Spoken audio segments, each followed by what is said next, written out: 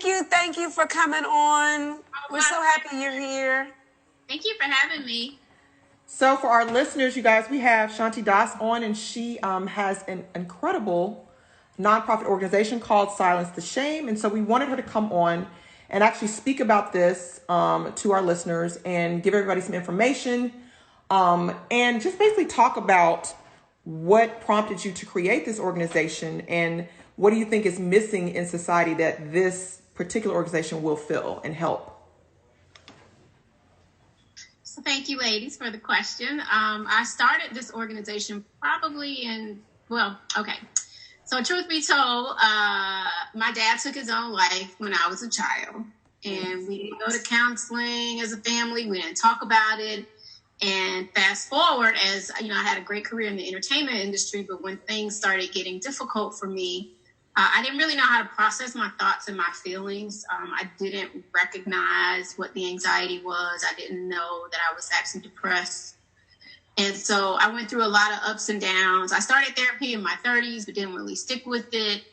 And so fast forward, in 2009, I walked away from my career. I was executive vice president of marketing at Universal Motown Records under Sylvia Rome.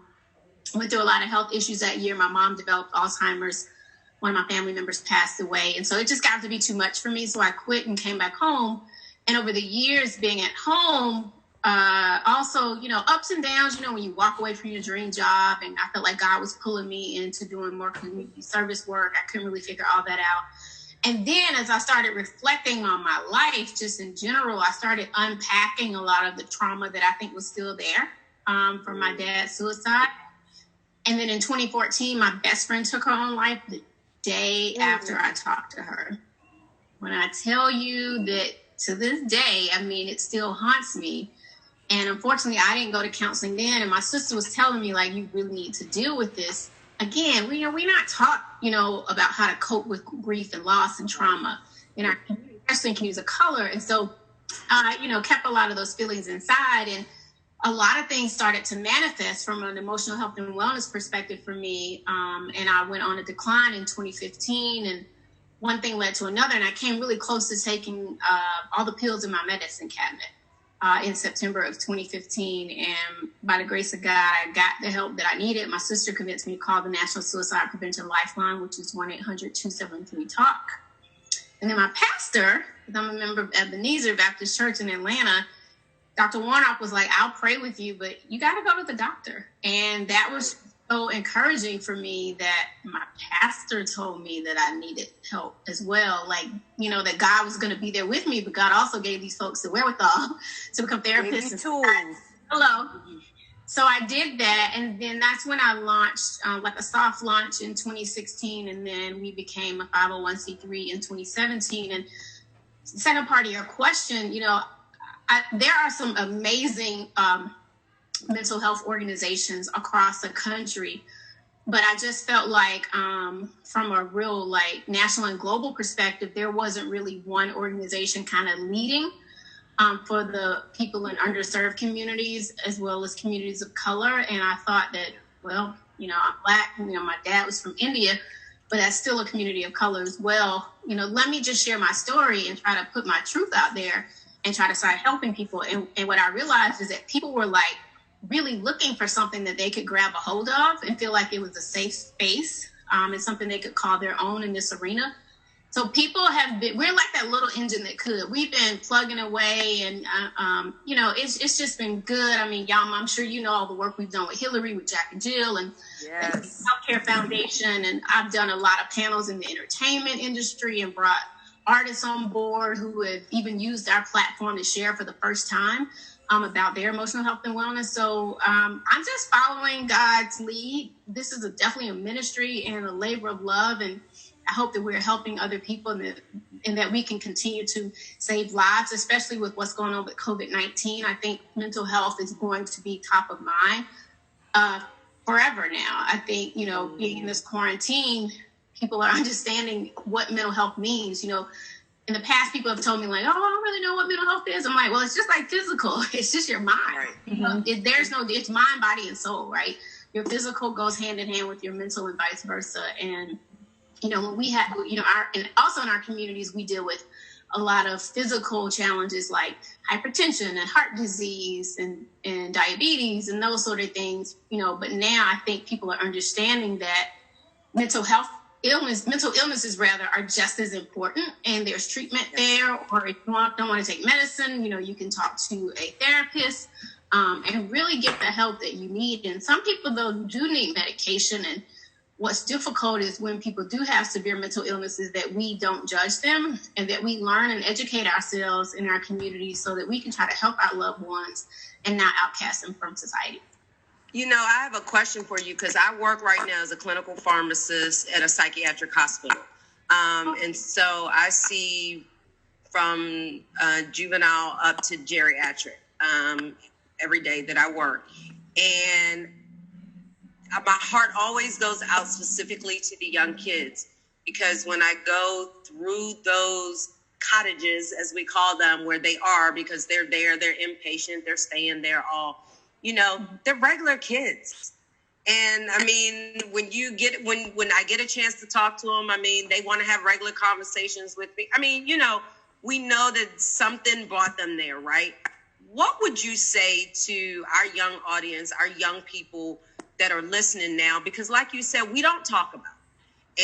And I just feel like we need to pay more attention to these young kids and what their needs are, and being able to explain some of these things to them so they don't feel like I'm alone, So you're asking what would I say to the ones that are there, or just young people? Well, no, just young kids that may be struggling, going through something, thinking, what should I do? Where can I turn to? That type of thing. What I would probably say to young people is be aware of your feelings. The one thing is, Yama, is mental health is a lot about, it's also called behavioral health, right? So it's about our behavior patterns and how we act. And so if you find that you don't feel like yourself, and it's a problem that's persisting, for weeks at a time, or maybe you are angry often, and you might be taking out, your problems and frustrations on other people in your family, your girlfriend, classmates, then you need to recognize those patterns. And then also you need to be willing to listen to friends and family when they say, hey, are you okay, or what's going on? Because a lot of times when people ask us that, we either brush it off, or we're like, I'm fine, right? Because we don't want anybody to think anything is wrong with us. Mm-hmm. And so there's nothing wrong, with telling someone that you're having some problems, or you're going through some issues, or, a lot of young people have lost family members, right now in this quarantine, and they don't even really understand how to process through their grief. And so I would just say prioritize your relationships and try to connect with people that are trustworthy and that are empathetic, and that won't judge you.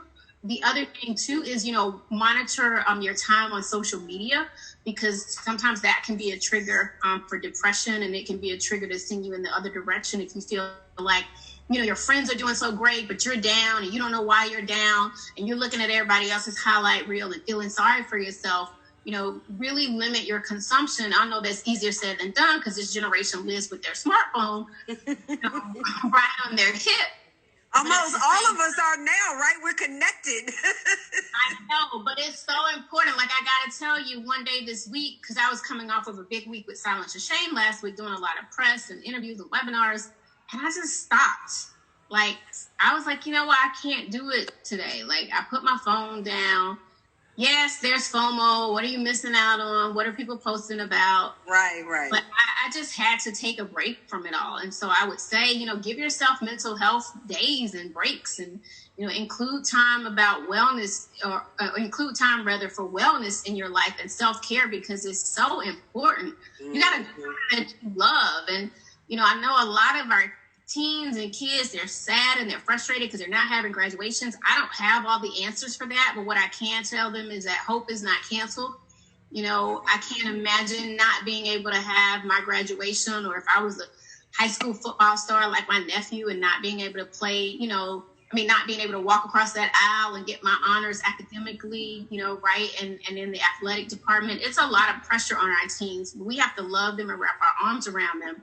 But they just have to be more aware of their feelings. Not to say you have to stay in your feelings, but you need to recognize them and talk to somebody.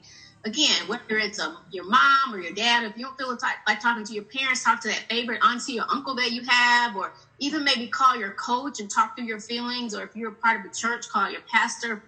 But talk to somebody. The worst thing we can do is keep our feelings inside.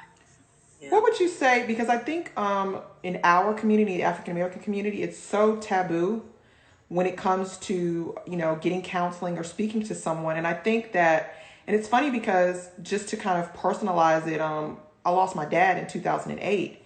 And when I look back on that time, the depression, I had never experienced that. And it's kind of like, I think people think when people are depressed that they're, solely closed in the house with the lights off. And I was functioning and singing and performing and gigging and smiling, but I was dying on the inside. And it really, like looking back, like I should have really spoken to somebody or talked to somebody about that. And then you fast forward, a month ago, I lost my grandmother, which is the closest person to me in the midst of Corona. And I'm kind of glad that we had this time to kind of just be with yourself and put down the phone and think and that kind of thing. But why do you think that people correlate going to speak to someone or mental health with just being crazy? Just like you said, it's like maintenance.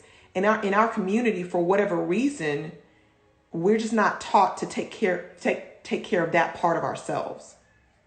Yeah, that's a great question. And please let me offer my sincerest condolences to your family. Thank you. For your grandmother, and then as well as the loss of your dad in '08. Very sorry. So, we are taught, and particularly in, let's just call it what it is, Black folks, right? Yeah. We're taught to be strong, especially as Black women. We are super women, right? Our men are taught to be strong, and you can't cry, and you can't show weakness, and we can handle it. And we put the backs of our nation. We've had the backs of the nation on our backs, the weight, rather. I'm sorry. We've had the weight of the nation on our backs for many years in society. Our ancestors built this country. So we've always been taught that we're strong and we're resilient, which we are. Don't get me wrong. But we're still human. And at some point, we've got to make sure that we're taking care of our minds. That's why I love the work, that Silence the Shame is doing, even with some other amazing organizations. We have to educate our communities because we can't be everything to everybody all the time. But you look at social media and, we promote like #TeamNoSleep and only the strong survive and mental toughness. Well, what is really mental toughness? You know what I mean? To me, mental toughness is self-care. It's being aware. It's seeing a therapist from a perspective of just wellness, right? And not just when something is wrong. For me, I can relate to you because when I was dealing with even my suicidal ideation, I was still working and moving about. I was high functioning. A lot of my friends was like, I didn't even know you were going through it, but it was killing me on the inside. Mm-hmm. And it wasn't that I wanted to die. It's just I wanted the pain to go away. And, I spent a lifetime shaping the careers of different artists. So I thought I can fix myself. I don't really need anybody. So it's a lot also about our egos in our community, right? Mm-hmm. We just feel like we're invincible. And, I hate to say it, but oftentimes it takes us to a breaking point where we really understand the complexities of our mind and how we can't sometimes heal ourselves and why, we definitely need other people or we need to talk to somebody or we may need medication. And so, fortunately, unfortunately, I think COVID has caused people to really understand that their mental and physical really do go hand in hand. And maybe that we as a community have to start opening up and being more honest about it because we've seen mental health challenges manifest in the physical problems and vice versa. And so, we just got to let go of the ego. We got to let go of those, I think, stereotypes in our communities and just the notion of, we're super people. We're, Black Panther, we got these special powers that we don't need nobody. We need no therapists, we ain't telling our secrets. We don't need to do all of that. Yes, we do. Yeah. Okay. We gotta let it go. For sure. And we need our brain is what's responsible for everything to function. Yeah, it's the largest organ in our body, but we don't look at it like that. So whether you want to, maybe it is the stigma of the word mental health or mental illness. Let's call it brain health, brain wealth, whatever you want to call it. I like that, brain wealth. Mm-hmm. Whatever you want to call it, let's just address it, right? Yeah, absolutely. So that we can keep healthy soul, mind, body, soul, and spirit. Absolutely. Well, Shanti, thank you again for coming on. Can you tell everybody where to go to find you so they can donate, so they can find out more information about Silence the Shame? Please let everybody know. So you can visit our website, silencetheshame.com. Check us out, see what we're about. Check out our programs, our outreach events. You can also donate on the site. You can text the word silence to 707-070 to donate. And then if you feel like you're in crisis and you can't get to a counselor and you just need to talk to somebody for about 15 or 20 minutes, there's a wonderful organization called the Crisis Text Line Organization that we have a partnership with, and other organizations have partnerships too. But we have a keyword. You can text the word silence to 741-741. It's confidential. It's 24 hours a day, 7 days a week. And you can text right there. If it's 3 in the morning, if it's 2 in the afternoon, you can text for free with a counselor. It's not in place of therapy, but then they can refer you out to someone in your area. Also, NAMI.org is another great place to go if you want to find a therapist. PsychologyToday.com, therapyforblackgirls.com is also great, and betterhelp.com if you're looking for a therapist in your area. I'll leave you with a couple of great apps from a meditation and mindfulness perspective.